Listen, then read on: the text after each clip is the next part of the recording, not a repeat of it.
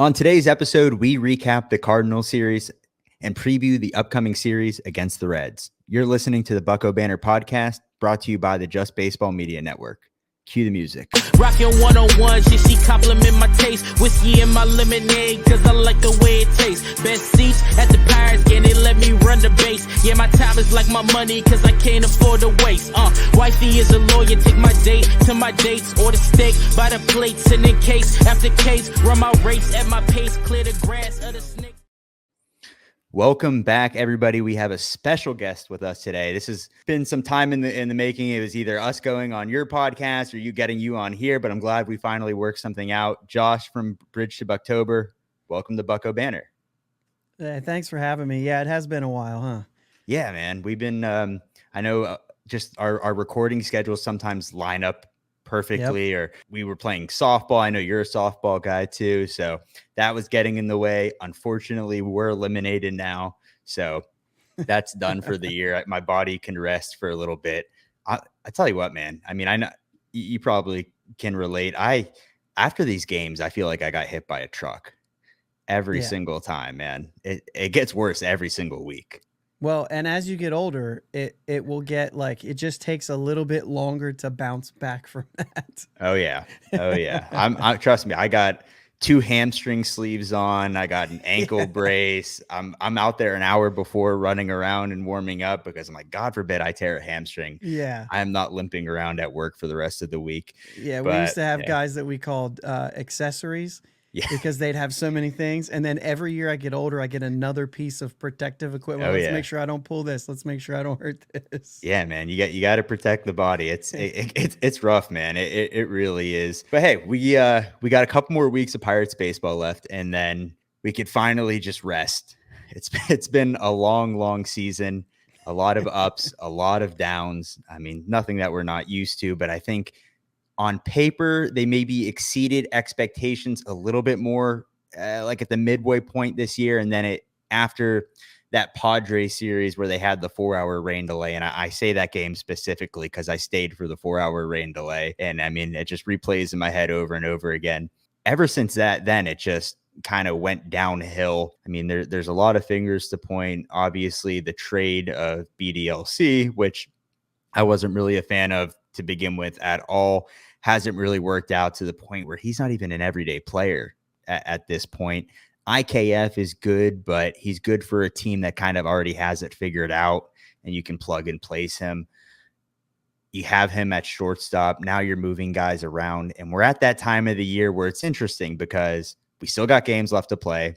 I know there's a game going on right now. We have it on game day, so we're monitoring that as the Pirates play the Cardinals, but we're starting to talk about 2025. And I think that's a little bit more interesting than talking about the current state of the team. Namely, who's going to play where, who's going to be on this roster, and are the current solutions to certain positions in-house already? I want to get your opinion on this because this has been floating around Twitter. And I know Jim Rosati just put out a tweet today talking about he's kind of manifested this. Brian Reynolds has been taking ground balls for the past couple of series. He has a first baseman now. Our good friend Noah Hiles reported today. Do you think this is something that has potential that they're going to explore next year, or do they, stick him out in right field because he's been such a liability on defense? Where do you see the future for Brian Reynolds? I really like the first base option just because when you look at who's available and who they can bring in, their first base is not deep. It's hard to get that position locked up because of the depth of it around the league even. But even on the free agent market, I mean, there's just not a whole lot there. I'd say Goldschmidt's old. He just hit an RBI triple. So. Yeah. But, I mean, it's just what it looks like. And you can imagine Brian Reynolds, who's a guy who likes to be in every lineup, seems more plausible at first base to be in every lineup. Switch hitter, doesn't have to worry about platoon. He handles the bat from both sides. So as far as the offensive side of first base, I actually like it. Yeah, no, I 100% agree. I can't do another 1-year signing of Santana, Tellez, although, I liked Santana when he was here, but it's just the principle of it, just filtering guys in and out and really not addressing the issue. I mean, you put Reynolds at first base, and obviously you got to fill some other spots, but I like the free agency market or being able to plug a guy out in left field than I do at first base without spending the money that a top tier first baseman is going to pick. And, tonight they have Triolo at first base, which at the beginning of the year I thought was more of an option that it ended up turning out to be because his bat has not played for the most part. As the end of the year, he's made some adjustments, and it looks like he's lifting the ball a little bit more, putting the ball maybe a little bit more in play than at the beginning of the year. But, you got Triolo, York, Billy Cook. I want to stay positive this episode. What do you like about Nick York, Billy Cook? We got guys debuting, which is always good. They're getting a cup of coffee at the end of the year. It's only a short sample size, but do you see these guys contributing at all next year? I went to 3 Indianapolis games when they were in Columbus. And Nick York was the guy that actually stood out to me. I did see him play center field one game. Let's just keep him on the infield. I think it's better off. He has played a lot of left and right, but so maybe. But I think that's why. You're seeing Triolo at first base now because you are seeing that. Well, Nick York's kind of forcing your hand. He's a hitter, not a lot of power, but he's a hitter, and I could see a guy like that. It almost just made you feel like he was so comfortable in the box watching that.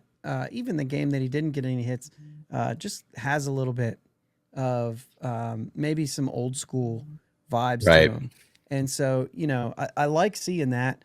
But I also don't hate, I like Nicky G. So it does kind of make you feel like, okay, what is the spot? You'd like to see him get a shortstop so that IKF can bounce around. But when you start talking yourself into the positive things of each of the guys, you could be tricked into saying this team is really deep. But the problem is that depth is only important when there's somebody solidifying the starting spot. Right. And I feel like that's the thing that is still missing when it comes to this roster. And yes, I agree with what you said. Left field feels easier to acquire than first base. 100%. York, well deserved. The call up was well overdue this year, just shy of 500 at bats in minor leagues, 303, 12 bombs, 72 RBIs, 21 stolen bases. But I agree. Where do you see this guy at? Is he a second baseman? Is he a third baseman? Is he able to play outfield? Where does Nicky G go then? What's the status of Ke'Bryan Hayes? There's just a lot of what ifs going into next year. I think a lot of it revolves around the status of Hayes because, if Hayes is healthy, they're going to play him at third base just because the glove makes him a positive WAR player to begin with. You'd hope that he can get some type of leverage on the ball and find that launch angle that he just hasn't had, the opportunity to find this year. And I talked to Destin about this a little bit last week on I can't remember if it was Wednesday's episode or Sunday, but he was just saying that back, with the rotation, it's really just affected his swing. What do you see the future of Ke'Bryan Hayes? Do you still have the confidence to put him out there as an everyday player? Glove aside, obviously we know the glove is incredible. Do you think he could find his ways with the bat? Even the glove was hurt by the back this year. Right. If the back hurts, the bat will never be there. It's kind of like age is undefeated. It almost feels like these back injuries are extremely similar to that because it's not going to be there. Now, if there's no back injury, yes, but my caution is, are we then, I'm telling you, we were on here saying man, he has a potential to hit 20 homers. Yeah. And that just feels like, I don't care about that anymore. And I don't even want to push that. I don't care. Be a productive hitter. I don't care if the power comes. I don't care if you're slapping backside. If you can hit with runners in scoring position and you can get hits in general, that's good enough to be in the starting rotation or starting lineup, to be on a team at this level on this specific team, especially. No, That's just yeah, kind of where I'm at. yeah. I don't want to force the power. And if you don't, then yes, if that's not your expectation, then yes. Other than that, I Yeah, no, I agree because he was a guy that, I think luck wasn't on his side to begin with in prior years. He would hit the ball so hard. And if you truly watch all the games like we do and close Pirates fans, you realize like he's hitting hard line drives to outfielders, or he's just hitting them where they are. And, and it just wasn't falling his way. And then this year going into spring training, he starts finding that launch angle and he's hitting home runs. And you're like, man, the tides have turned. But again, Henry Davis was also hitting a ton of home runs in spring training, and you're getting loaded up with fastballs at that time of the year, and the weather definitely helps. Well, not Davis. Davis couldn't hit a fastball in spring. Yeah, we just didn't know it because he was hitting curveballs so well, and then you look back and you're like, oh wow, he can't hit a fastball. Yeah, it's concerning, man. I think if you draw a straight line on his spray chart, you could go from home plate to center field, and there's nothing to the right of it. Yeah. There's not a single ball. And I'd bet there's maybe 5 foul balls to the right side. Like if that. It's really concerning. I mean, that might be a whole nother podcast that you can do on the status of Henry Davis and what that's going to turn out to be. And that's just another guy you add to the puzzle. Endy Rodriguez, you got Joey Bart coming back. The emergence of Joey Bart. I don't know if you saw on one of the games, they said the resurgence of Joey Bart, and they cut him off and they said, you can't say it's really the resurgence because he never really surged to begin with out there in San Francisco. So it's nice to see him only in prospect rankings, right? Right. Exactly. And prospects are just prospects until they're not. Man, there's a lot of things that need to be fixed. There's a lot that happened this week. I'm just going to run us through the recap real quick, and then we'll get into the couple games, and then we'll go from there. Obviously, as we talked, Nick York got called up on Monday and he debuted. The corresponding move was Alika Williams, and then Endy Rodriguez, which, I'm just glad he's getting on the field this year. He was in Double-A for a rehab assignment, and then he's going to finish out the year in Triple-A. Well, they got a week of baseball left. So seeing him behind the plate, maybe getting some reps at first base too, where maybe going into next year, him and Bart, one of the others not playing more than 80 or 90 games behind the plate, but you can rotate those guys if the bats stay going. Eddie Yeen, one of the last guys from the Josh Bell trade, is promoted to AAA, top reliever in Altoona this year.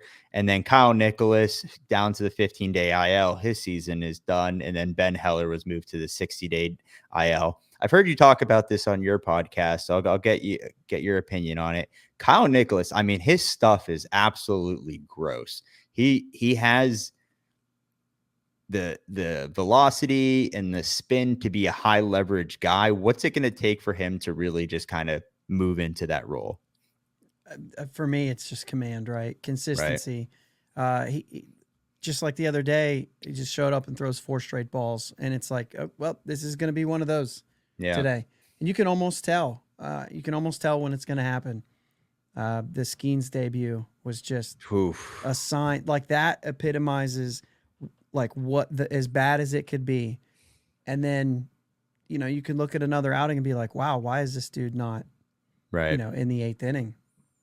Yeah. I mean, there's a ton of guys I think that could be high leverage guys. I think if you're talking just stuff, Nicholas obviously has it. And then Majinski, when he is on, he could be devastating to face, but it's just a matter of consistency with these guys and the amount of injuries and back and forth. And the Bednar situation has just kind of been a whirlwind where you really don't know what's going to happen. And thank God. I mean, I know Chapman has had his ups and downs, and you're going to get the classic Chapman meltdown every once in a while. But if it wasn't for him, this team would actually be in a much worse position than they would right now, just because of those couple of weeks where he can be absolutely dominant in any given period. Right. Yeah. Well, and then you had the moment where, early on we thought, geez, this Chapman signing is going to be terrible. And it was Holderman who made us feel better about that because he was so elite for so long. Yeah. And then lost everything. Yeah. That's another one that kind of just skipped my mind, was Holderman being so good. I wanted him in the All-Star game up until that point. And then just right after that, it went all downhill. And, you could point at some phantom injuries here and there to get a guy some break, but just really odd. And they're going to have a lot of work to do in the off season here. Hopefully you get guys like Dari Moreta back, and maybe Ryan Barucki gets a full off season of being healthy. But, there's definitely room for improvement there. Let's talk about Monday. We had a Skeens day in St. Louis, and anytime he's faced St. Louis this year, if we're talking about positives against St. Louis in Pirates history, there hasn't been many, but Paul Skeens is starting to become a consistent piece to the puzzle in defeating the Cardinals. He went 6 innings, 4 hits, 1 earned, 1 walk, 7 strikeouts. His ERA is at 2.07. He had 9 whiffs on the day. They let him throw 102 pitches. Here's the one thing that I've loved about watching Skeens as we've watched him mature in only, less than a year of baseball, is every start is slightly different for him. And when I mean that, I mean, usually he has the velocity there, but I mean, we've seen him go to the changeup more, or, he has such an arsenal of all these different pitches that he can go to, or he could switch it up if one's not working and make that in-game adjustment that you only see, veterans of 10 years making. What have you seen from Skeens? Obviously, I mean, I'm sure you love it, but what has stood out to you the most as we close out the season? I mean, every start, there's more numbers. Every start, there's something else historical that happens. And I was, for a long time, on the kind of the Jackson Merrill, like he plays every day, he makes more of an impact. Right. Without going into that conversation, not know if you were going there, but I don't know how you keep away from every start that he does it. And I think this is where, for me, you remember like Jared Jones came in and it was like every start, it was like, wow, what he's doing right now. The whiffs are more than anybody's ever had. And what he's doing right now and it was like, how is Skeens going to even follow this up? Because we're going to expect it to be better than that. And I kept saying like, it's probably not going to be. And then it has been. And then we're now 21 starts in and it hasn't stopped. And, assuming 2 more starts, like how, if he blows up in either of these starts, if somebody gets to him for 5 runs in either of these starts, he loses the Rookie of the Year. Like it's that simple. Yep. Just one bad start and he won't get it. And yet, I just feel like I'm not concerned that he's going to be just fine. Yeah. I was going to go there because, I mean, that's a positive, right? Is Paul Skeens, and he's got 126 innings pitched. They're not going to shut him down, obviously, at this point. 158 strikeouts. He debuted in May. He's got 158 Ks. He's 10-3. He could easily be 15-1 on the year if this team had any sense of how to swing the bat with runners in scoring position. I mean, he started an all-star game. He's 99th percentile in pitching run value, 99th percentile in fastball run value, 93rd in expected batting average, 94th in strikeout rate, 88th in ground ball rate. So he's still getting soft contact. Like, you could go on all day about it. And I get the argument with Jackson Merrill as well. And I mean, no shots at him. He's fantastic, and he killed us this year. Yeah. And Churio, Jackson Churio in Milwaukee. Right. I mean, there's a lot of guys. I mean, I was going to get into it with, I mean, guys like Rhett Lauder. Just if we're talking that draft class, it's unbelievable. Oh, yeah. We'll talk about it a little bit later when we preview the Red Series. But man, if Rookie of the Year is not an option, there's going to be a lot more accolades down the road that this guy is going to receive, because it's just the way he goes about his business is unbelievable. The one thing that's impressed me the most right now in the last couple of weeks is him going to the changeup a lot. He is a lot of four seam and splinker. He's going 56% the other day of out of the zone swing rate on the changeup. It's just dropping off the table. You had a bullpen of Barucki, Holderman, and Nicholas, and this is where Nicholas exited the game. I think they said it was left side injury. It's kind of like one of those, like the hockey injuries, lower body or upper body. We don't really know exactly what's going on. And then Jalen Beeks, another trade acquisition this year, came in. He let up an earned run. Offense, not much to talk about here. IKF collected 2 hits, which was half of the hits that they had. And then as a team, 12 strikeouts, 1 walk, 4 hits, 0 for 4 with runners in scoring position, 5 left on base. This team strikes out too much, Josh. I will occasionally defend the number of strikeouts by saying this is the way the game goes. But what doesn't do, I mean, in this game that I know is already over for everybody listening, but you get Nick York driving in a run, you get Jared Triolo hitting him to third, steals second, and then back-to-back strikeouts. Yeah. And it doesn't matter if they're newly acquired, newly called up, been here all year, or brought up through our system with guys on. It's strikeouts. We can't even get out productive. And that's the thing, is that's when the strikeouts are unacceptable. And outside of that, I will somewhat side with an outs and out unless there's a guy in scoring position, and then Right. I stop.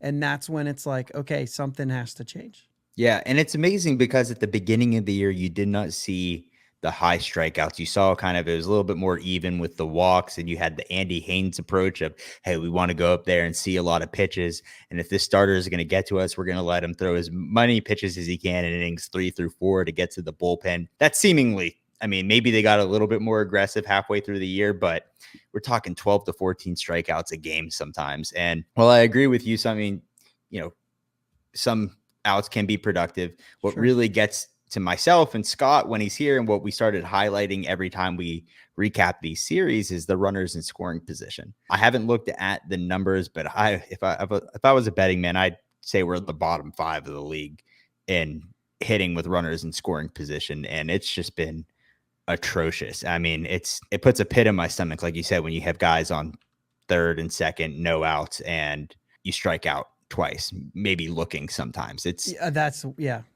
That's so annoying. Yeah, and I mean, they did it today. As we're talking now, they're playing in St. Louis. Same thing. They had guys in scoring position, and Triolo strikes out looking. It's just kind of been the story of the entire year, just not maximizing opportunities.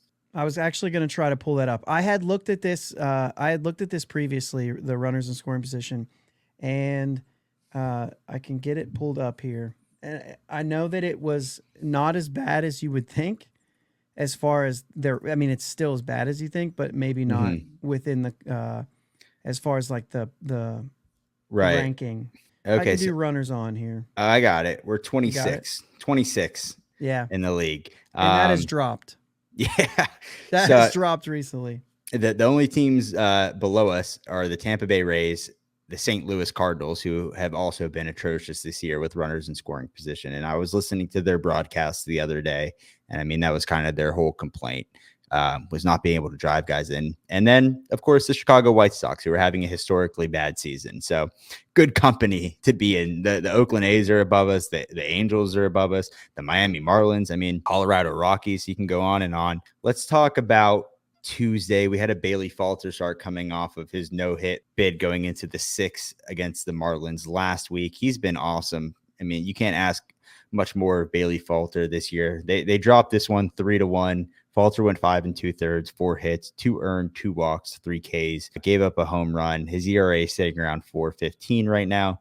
And then you had a bullpen of Majinski, Santana, and again, not much going on in this game as well. Falter getting 5 2/3 out of him is, nothing to sneeze at. I mean, he's a guy where going in out of spring training, I was screaming to DFA him, just going down there and seeing it in person. I mean, you can do this in spring training where you take a guy out because he's doing so bad, and then you can put him back in the game. And they did that twice when we were down there. And it's just like, what are we doing? What do we see in this guy? And the adjustments that he's been able to make this year is, I mean, kudos to him. It's been extremely impressive. Yeah, I remember the first time he threw it home, and we were there for the opening weekend, and we went in. Essentially, we had our tickets, my wife and I, and we went in. I was like, well, I mean, we're going to go, but Falter's pitching, so it's probably going to be. And then he gets into the 6th without a hit. And I was at that game too. Yeah. She was like, he's going to throw a no-hitter. And I'm like, no, because she likes to side with the guys that we don't like. Yeah. And say, like, his mom loves him. You know what I mean? Yeah. And so she's like, Bailey Falter's my guy. He's thrown a no-hitter today. And I'm like, that's just not going to. And then here we are, 6th inning. And I'm like, too many pitches. He's not going to throw it. But he did get into the 6th inning with a no-hitter. And I haven't heard the end of that one. if I recall, I think it was a fly ball that Jack Sawinski pulled up on, Yeah. and it dropped between him and whoever was playing, Yeah, probably Triolo at the Yep. time. Yeah. Oh God. Yep. Good times. Good times. The offense again, he scored 1 run in this game. BDLC hit his 20th on the year, so he's only had 2 home runs as a Pirate. So you were hoping that power would transfer over, but man, it just really hasn't. You basically replace a guy that strikes out a ton with a guy that strikes out a ton. Not saying Jack Sawinski's doing any better in AAA, because he's not, but it's kind of an eye for an eye thing here. Nick York, 3 for 4 on the day, hitting the ball hard. Runners in scoring position, as we just mentioned, couldn't do it. You turn the game on, you walk away, you got 2 guys on, no outs, and then you snap your fingers and the inning's over. And you're like, well, what the hell just happened? Yep. Every time. 10 strikeouts, 2 walks, 1 for 8 runners in scoring position, 8 left on base. I think Brian Reynolds had an error in this game. And I have a note here, again, first base in the future, because the defensive run value for Brian Reynolds, I think, might be the worst in the league. And it's funny because at the beginning of the year, not to get, too much into this, I thought he was making some type of improvements at the very beginning of the year. And I think that was being helped with the amount of outfield assists that he had. I think he led the league for a couple of months. I'm like, man, the arm looks stronger. Yeah. He's holding his own. And then I don't know where it took a turn, but one day I just went on Savant. I'm like, oh, it's that bad. And then I started like keying in on it. I'm like, oh man, it's not good. Yeah. I think Brian Reynolds, for a while, watching, like, even particularly like when he was playing center field, if you were just watching the game, you could probably tell yourself, like, he's fine, he's doing good. And that's Right. what I said, like, oh, he's a good outfielder. He's not great. And to be honest with you, the arm wasn't there.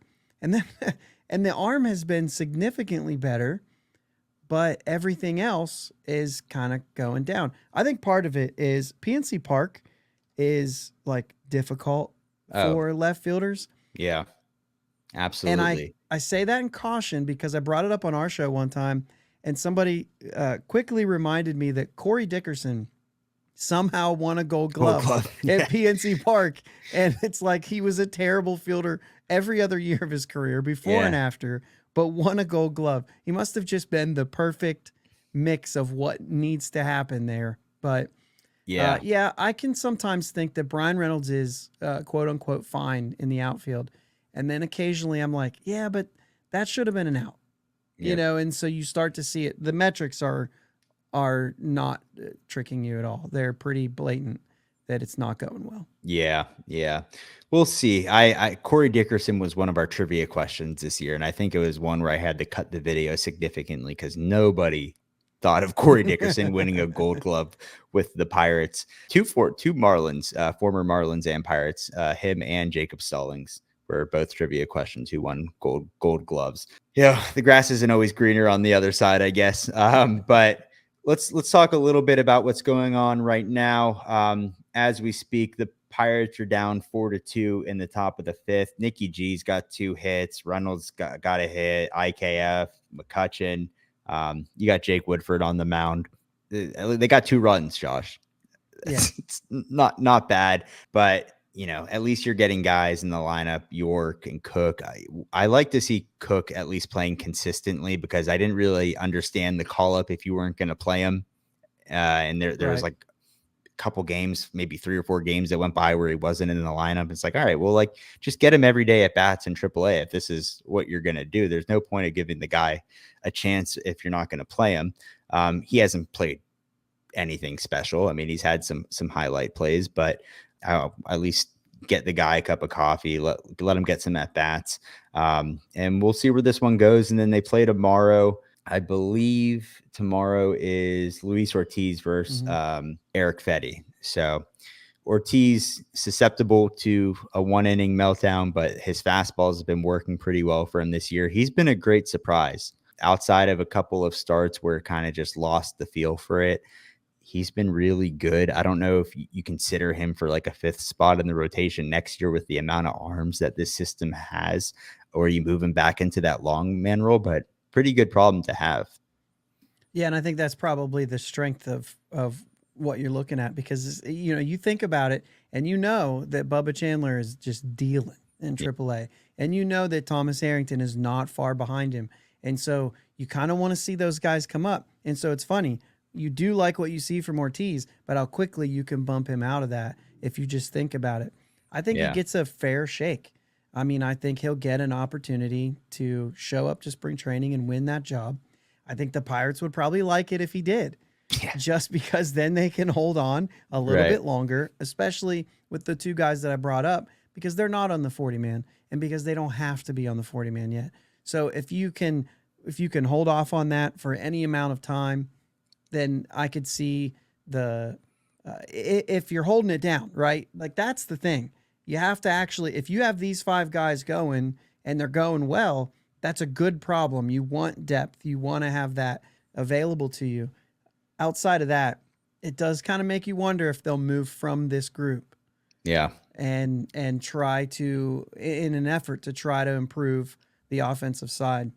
It's just hard to tell. I mean, there are some arms that are dispensable that you can get rid of moving forward, not like a Bubba Chandler or a Thomas Harrington, or maybe a Thomas Harrington where you dangle him for a high leverage arm or not a bat, I should say. Yeah. I'm thinking arms right now because that's the only thing that we have. But I mean, if you look at AA, I mean, there's guys like Hunter Barco, Carlson Reed is down there. He's a college guy who's been dealing all year.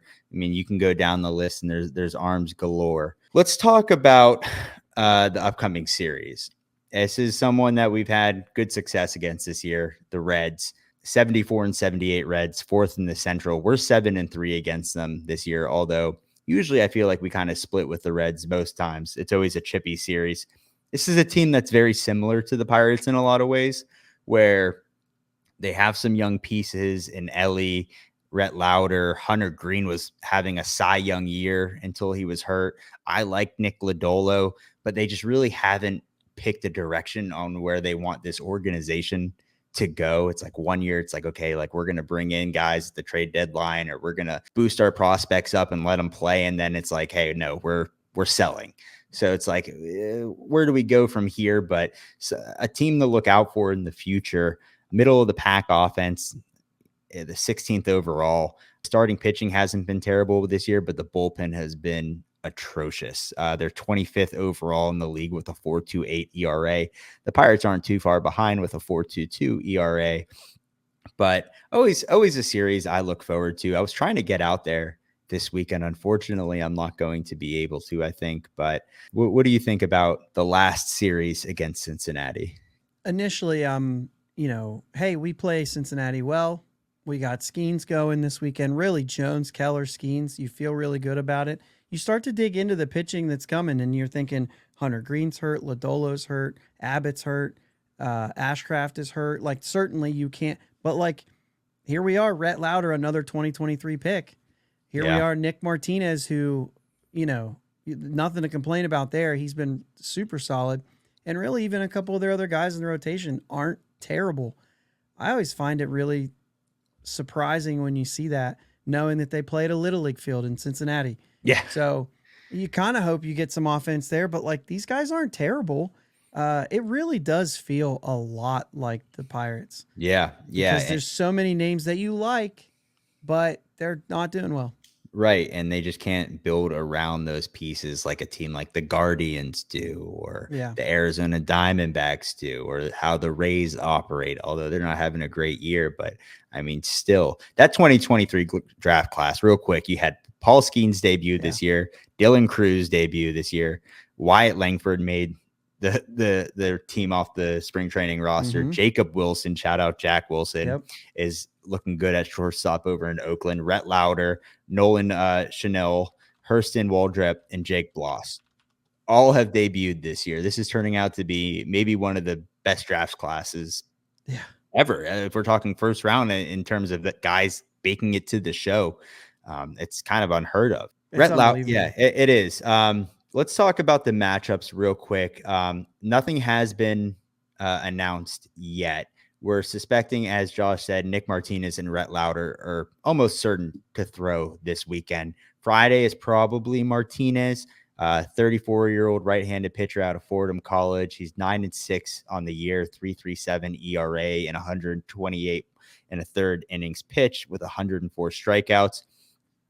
Here's a guy who has a large arsenal of pitches, and he's not going to go to one more than the other that often.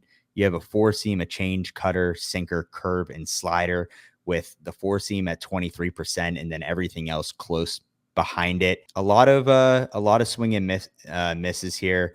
The change is absolutely gross at a 40% whiff rate. So someone that's going to keep you off balance, although he hasn't had great outings against the Pirates this year, and he had an early exit for no real reason other than they just kind of wanted to go to the bullpen. What do you like in Martinez? And, is there anything that sticks out here? Do you think that works in the Pirates' favor? I don't know that it works. Well, of course, that's the loaded question. Yeah. Yeah. But I have a lot of friends who are Reds fans, living in Central Ohio now. And so I always talk to a buddy of mine about who we're going to face and everything. And he reminded me that he started off the year at like a 5.5 ERA and has gotten it down to what it is now, in the 330s. So this is a guy who's kind of a little bit hot,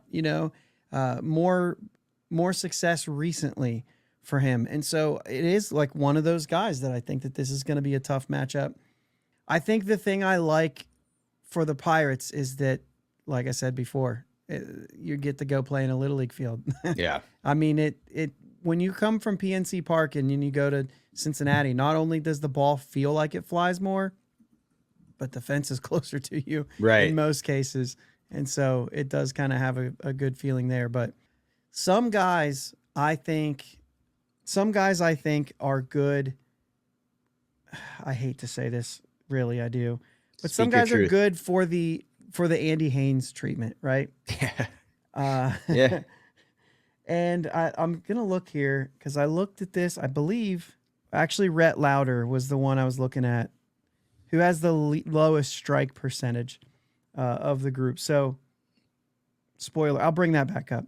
Yeah. Well, I think Martinez is a guy, he's going to work the zone a lot with fastballs early on. And then, with that four seam and the sinker and the cutter, that healthy mix of those. And then he's really going to get you with, like I said, the changeup, curve, and slider that he's able to filter in there at the bottom of the zone.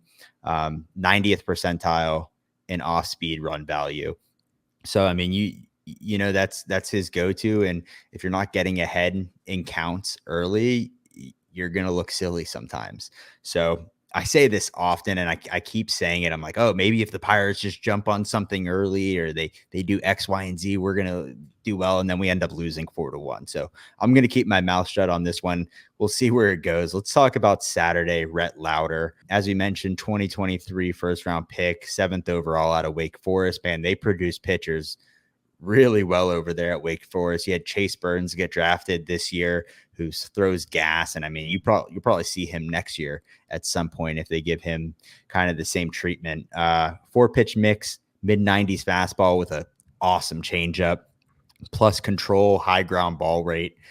In the minors this year, 6-4, 3.64 ERA, and about 108 and 2/3 innings pitched, 113 Ks.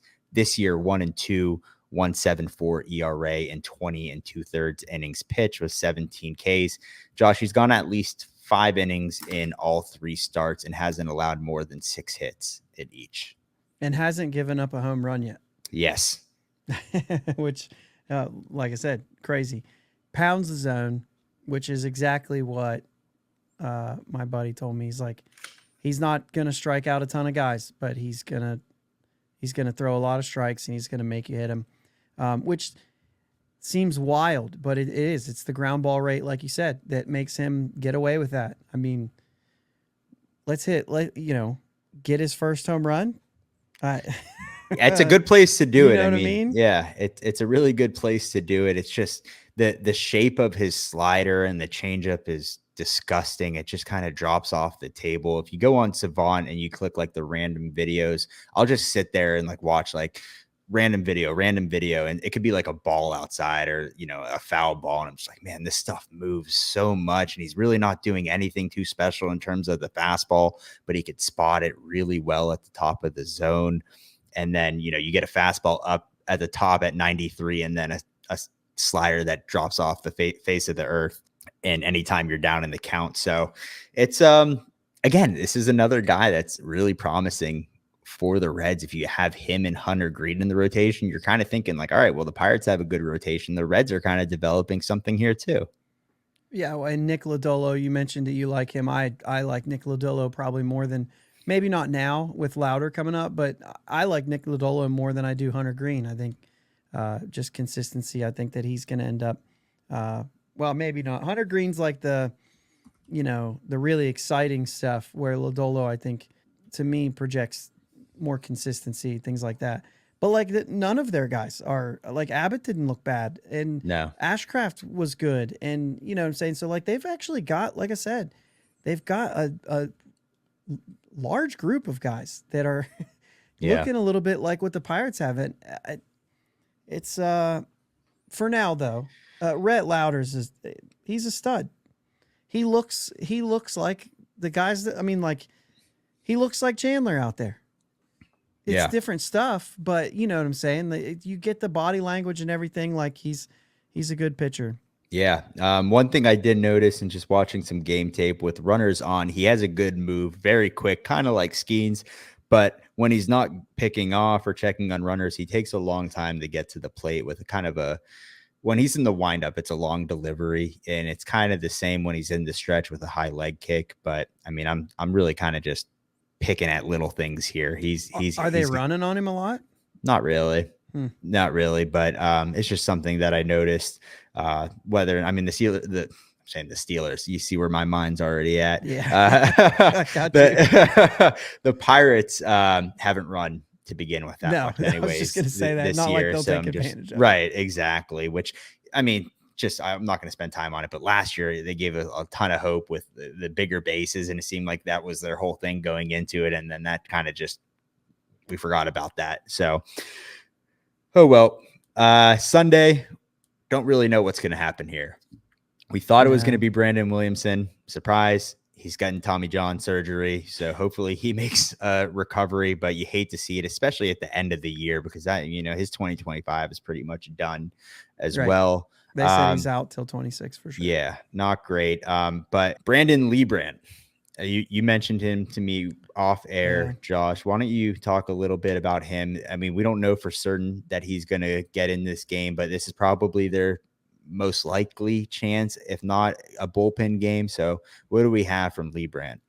Yeah, he last pitched. He started all 17 games he's pitched in AAA. He last pitched on the 12th, which was what we said last Thursday. So, I mean, I could see them giving him a start on Sunday. We don't really know anything. I could even see him starting Friday or Saturday, maybe to push somebody out a little bit longer, somebody like Rhett Louder to give him more rest. I mean, we're no stranger to that. We understand that. But another lefty, he has been up before. Liebrandt? Yeah, he was up in early August and pitched out of the pen for 2 1/3 inning. So it was like a long relief spot. But that was it. Like, that was it. And he's 31, and like that might be it. Yeah, the numbers aren't bad. He's a Florida State guy, so shout out Florida State. That's where I graduated from. Nice. Four seam, slider, curve, change. I mean, heavy four seam usage, 29% on the slider, 12 curveball, 11 changeup. I mean, there's not many numbers to go off of here. Not that it really matters, but it seems like the whole deal with Liebrandt is drawing soft contact, low exit velocities, not a high barrel rate at all. So expected batting average is 206. It was 206 in the minors. This year in 2024, it was 180. So whether he's getting some luck here, if it's expected batting average, he's definitely drawing that soft contact, and hitters aren't getting very lucky against him, but we'll see where it goes. It should be an interesting way to close out the year. After this, you have the Brewers coming to town for the last home series at PNC Park, which I will be at. Scott will be back from his 2-week vacation in Italy, so he will be joining us there. We'll be giving away baseball, doing trivia, trying to get as much content as we possibly can before the season ends. And then New York. they play the Yankees out there, which I will be at. I just happen to have a trip plan that That's weekend. awesome. So get to go to Yankee Stadium, see the Buccos close it out. Get to see Juan Soto, Aaron Judge, all those guys. Maybe we'll see Garrett Cole walk some runners. Who knows? Or some hitters, I should say. But Josh, I can't thank you enough for joining us. Recording these pods by yourself sometimes could be such a pain in the ass. I'm sure you're well aware. You're just kind of staring at a screen, talking to yourself, and it's like, all right, now what do I do now? So it's good to have that rapport. Why don't you tell our listeners about your podcast real quick and where they could find you at? Yeah, Bridge to Buctober Podcast, wherever you get your podcast, but also on YouTube. And we do our shows Sunday night and Thursday night live on YouTube. So come over to YouTube, hit subscribe, and you'll be notified. And we go live. We've got the chat going. We pull up the chats and all that stuff, so you guys can be part of the discussion and everything. So it's a good time for sure. Awesome. And by the way, Lee Brandt, extension guy. Guy. Yeah, he did throw 9 innings in 2020. I had the page. I just was looking in the wrong place. All right. So, maybe we'll see him on Sunday. We'll break all these clips up and we'll have the breakdowns for you before the games start, as always. Until then, let's raise it. Raise it. Rockin' 101, she compliment my taste. Whiskey in my lemonade, cause I like the way it tastes. Best seats at the Pirates game, they let me run the base. Yeah, my time is like my money, cause I can't afford to waste. Wifey is a lawyer, take my date to my dates, or the steak by the plates. And